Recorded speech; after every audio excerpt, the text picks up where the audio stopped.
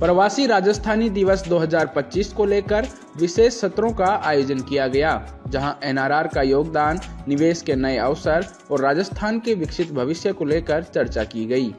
जयपुर में आयोजित इस महत्वपूर्ण आयोजन में मुख्यमंत्री श्री भजनलाल शर्मा ने प्रवासी राजस्थानियों के लिए नए मार्ग खोलने पर जोर दिया। राज्य में उद्योग स्थापना, ऊर्जा, जल सुरक्षा और आधारभूत संरचनाओं के मजबूत होते आयाम राजस्थान को तेजी से निवेश की पहली पसंद बना रहे हैं। प्रवासी राजस्थानी दिवस के इस महत्वपूर्ण सत्र में जयपुर ने एक बार फिर साबित किया कि राजस्थान विकास और निवेश के नए शिखरों को छूने के लिए तैयार है। कार्यक्रम के दौरान मुख्यमंत्री श्री भजनलाल शर्मा ने कहा कि प्रवासी राजस्थानी दिवस हमारी साझी विरासत का उत्सव होने के साथ साथ विचारों के आदान प्रदान एवं अनुभव साझा करने और राजस्थान के भविष्य को और मजबूत बनाने के लिए संवाद का एक खुला मंच है।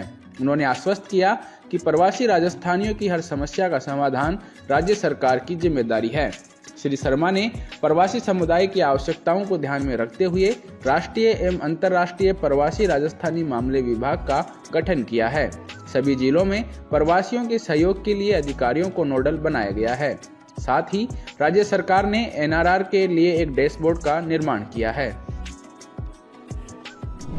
आपकी कोई भी समस्या होगी, उसका समाधान हमारी सरकार की जिम्मेदारी है।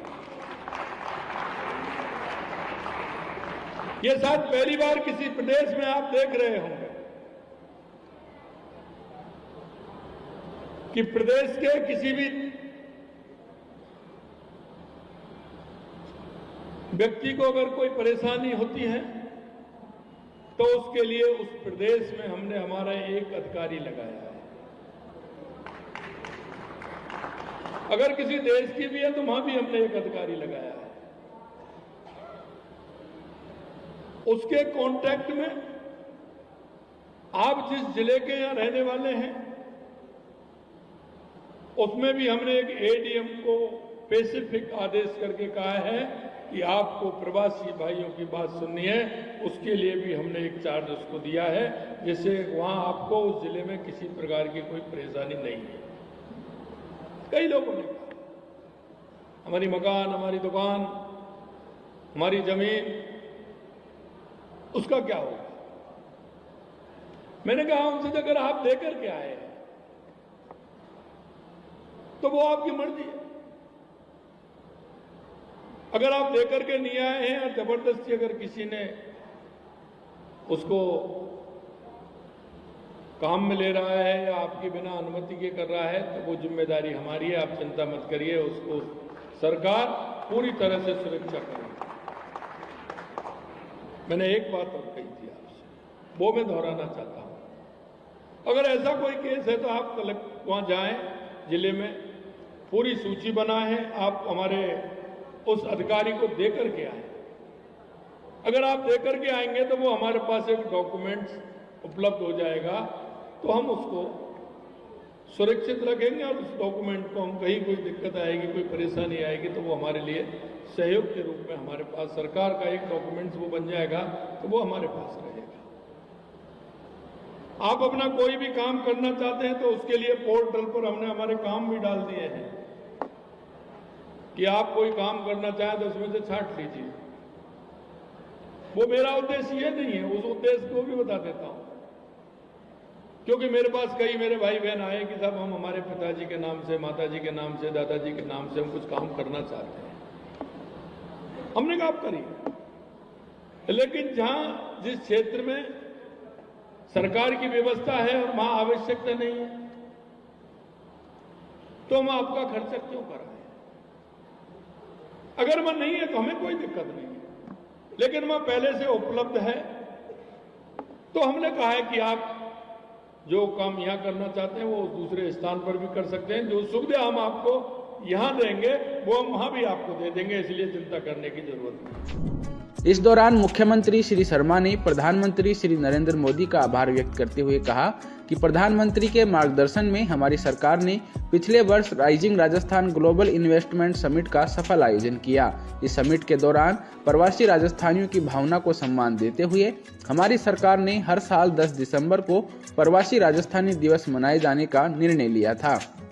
श्री शर्मा ने कहा कि हमारी सरकार प्रधानमंत्री श्री नरेंद्र मोदी के विकास भी विरासत भी के संकल्प को साथ लेकर काम कर रही है। मेरा आपसे कहना यह है कि ऐसे लोगों से संपर्क करके, क्योंकि मित्रों ये हमारी विरासत है और आने वाले समय में 2-5 साल में 8 साल में आपको मालूम पड़ जाएगा कि यह कितनी बड़ी विरासत है। देश के यशस्वी प्रधानमंत्री नरेंद्र मोदी जी कहते हैं विकास और विरासत दोनों साथ साथ चलने चाहिए। आपके पास पैसा हो सकता है, किसी के पास बड़ा अपार्टमेंट वो बना सकते हैं, बड़ा घर बना सकते हैं, लेकिन हवेली नहीं बना सकते, हवेली नहीं बना सकते। इसलिए मैं आपसे कहना चाहता हूं कि उस विरासत को सजो के हमें रखना है और सजो करके उस विरासत को हमें हमारे आने वाली पीढ़ी को वो देखेंगे कि हमारे पूर्वजों के किस तरह के सपने थे। मैं धन्यवाद देना चाहता हूं देश के यशस्वी प्रधानमंत्री नरेंद्र मोदी जी को कि उन्होंने पहले साल में ही राइजिंग राजस्थान किया और पहले ही साल में मुझे मेरे प्रवासी राजस्थानी भाइयों की ताकत का मालूम पड़ा। मैं आपकी ताकत जानता हूं, जिस तरह से आपकी ताकत है, आपके हौसले हैं और आपके मन को ये भी जानता हूं कि आप करना चाहते हैं। आपको किसी भी प्रकार से कोई भी यहां हो या वहां हो डरने की जरूरत नहीं है। केंद्र में हमारी सरकार है, राज्य में हमारी सरकार है, पूरी तरह से हमारा सहयोग हमारे प्रवासी राजस्थानी भाइयों को हम करेंगे। जहां भी होंगे आपको इसीलिए पोर्टल खोला है कि किसी भी तरह की दिक्कत होगी उसको हम पूरा करेंगे और हमारी कोशिश रहेगी कि हमारा कोई भी भाई किसी भी तरह की परेशानी में नहीं रहे।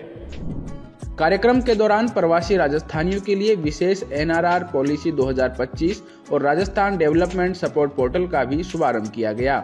इस डिजिटल प्लेटफॉर्म के माध्यम से दुनिया के विभिन्न देशों में बसे प्रवासी राजस्थानियों को राज्य के विकास कार्यों से सीधे जुड़ने का सशक्त माध्यम उपलब्ध हो सकेगा।